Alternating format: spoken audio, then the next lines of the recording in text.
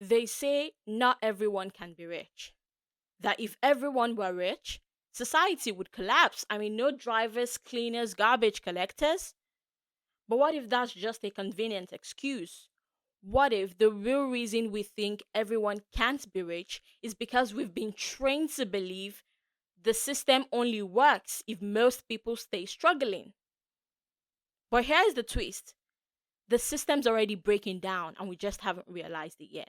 It's the fat share. You've probably had this before. Not everyone can be rich.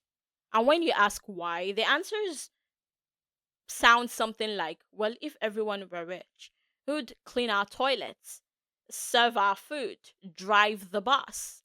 I mean, drain our sock away. It's a belief that it's been repeated so often, we've added so many times that now it just sounds like common sense. People say it as if it's common sense, as if it's something everyone is supposed to know. Like society needs people at every level. We need someone to do the low level work. Otherwise, society would collapse, right? I've always wondered, where did this belief come from? And why do we believe it so strongly? Like it's not even an idea, it's now a strong belief. And most importantly, why do I hear it from people who are not even rich? If it were the billionaires saying this, I'll be like, oh, they're trying to keep the top of the economic financial ladder. However, that's not the case. It's the middle class, the ones who are even struggling. They are not even. We don't have middle class in Nigeria, honestly. We just have the rich and the poor. They're just levels to the richness and the poorness. Now it's clear that this belief is not even really about money. It's not even about the fear that, oh, society would collapse if we don't have someone doing the hard jobs, the dirty jobs. No, no. Rather, it reveals something odd, something strange. Now, first of all, as a society, we've established that in accordance to the work you do, depending on the value you provide, depending on how essential your work is to the employer, the organization, you're going to be paid enough financial compensation for it. You're going to be paid accordingly. Now, I get that most companies, just humans in general, will want to pay the least and get more, but there's usually a baseline. There is a standard that based on this amount of value that you provide, you're going to be paid at least this amount of money. So there is a disconnect here. I mean, we said if everyone were rich, would clean the toilets. We need the laborers and the drivers in order for everything to work accordingly. So we know that society runs on the backs of these people, yet we don't value them as much as the work they do. We rely on them, yet we don't pay them accordingly for the value of the work they provide. Not only do we not value them, we act as if they have to stay in those positions. Not everyone can be rich. I mean, not everyone. I mean, the rest of us can be rich except you. I mean, oh, clean. We need you to keep cleaning for us. So we can be rich, but not everyone. I mean, you have to stay there. Like they owe us something. It reminds me of the book The Ones Who Walk Away from Omelas, a book about a perfect city who relies on the suffering of a child locked in the basement. Everyone in the city is happy, everything is perfect for them, they feel fulfilled, but that stays that way on the condition that the child is locked in the basement and remains unhappy. The moment you show kindness to the child, that the child feels hope, a spark of joy, everyone suffers. The same as our society tells us some people have to be at the bottom in order for things to work. In our current economic system, labor isn't rewarded based on necessity or impact, but on its profitability. A hedge fund manager can earn in a month what a cleaner might never see in their lifetime. This is not because the cleaning work isn't important, but because they do not generate profits for the establishments. They do not generate wealth for the rich. We pay based on how much profit you can bring, not how much value your work provides to the society. We've designed a society where someone has to stay poor, where we need poverty to function, and an economy that trades human life for corporate gain. I mean, look at during COVID, during the pandemic. The system ran on nurses, delivery workers, hospital cleaners, janitors. These are the people who the world needed. These are the ones who carried the world on their back.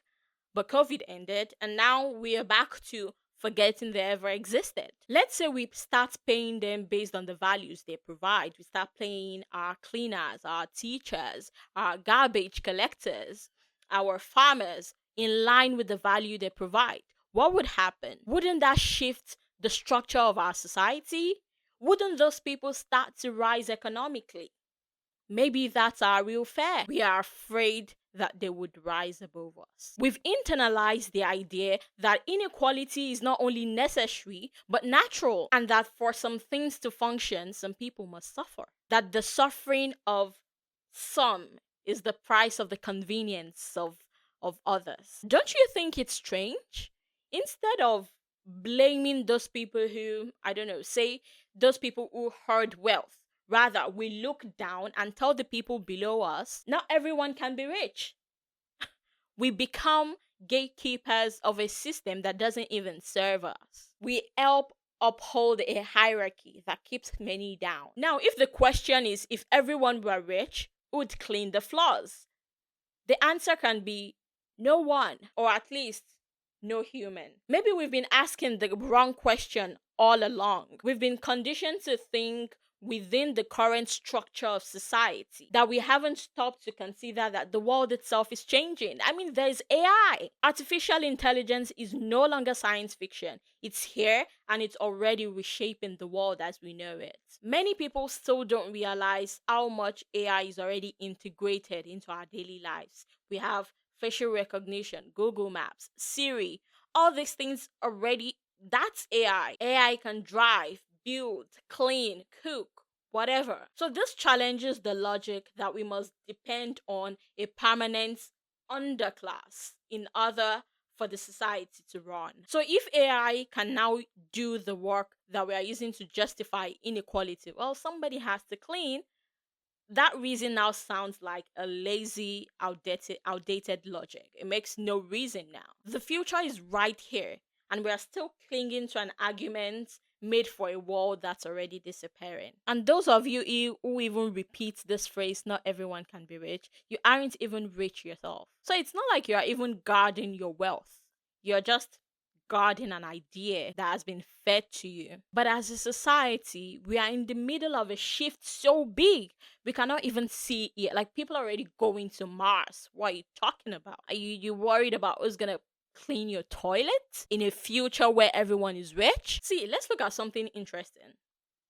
In a world where everyone is rich, no one is worried about basic needs, no one is worried about putting food on the table. What do you think is gonna happen then? People donate blood for free. You allow people to stick you with a needle, to take your blood, to give others for free. I mean, look at rich people. Rich people do rich people shit. They do things to help people, they volunteer, they try to do whatever to help society, to save the world. What does that tell you? When you are not constantly fighting for basic needs, when you don't have to worry about survival, what you start looking for, you start seeking meaning and purpose. You get eager to help people, to contribute to the community, to the environment. So if we had a society that everyone could be rich and everyone was rich, no one had to be poor in order to keep the society running. I kid you not, people are going to clean, not because no anyone is paying them to, not because they are forced to, not because they have to, but because they want to contribute. People are going to clean. People are going to, what the fuck do people do again? They're going to drive you from point A to point B. Someone will volunteer and be like, yeah, I want to be a taxi driver. I help people get to point A to point B. People will even collect garbage. They're going to collect your trash because they want to find meaning and purpose.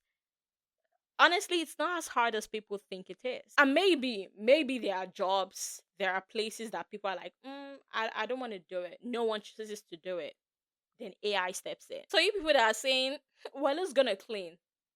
Your logic, is it making sense now? Your logic doesn't hold up anymore. Now, can everyone really be rich?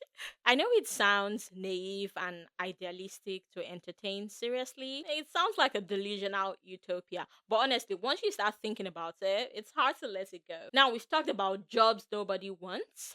We've looked at wages and value and how the world rewards certain work more than others. We've even invited AI into the room. But let's say everyone could be rich. What would we wake up for? We're going to wake up for it. We're going to do creative things, actually solve some problems in the world. We are going to create more problems for ourselves, honestly. There will still be hierarchy. Nobody is richer than anybody, but we'll still find a way to sort ourselves out. Can everyone be rich? Maybe, maybe not.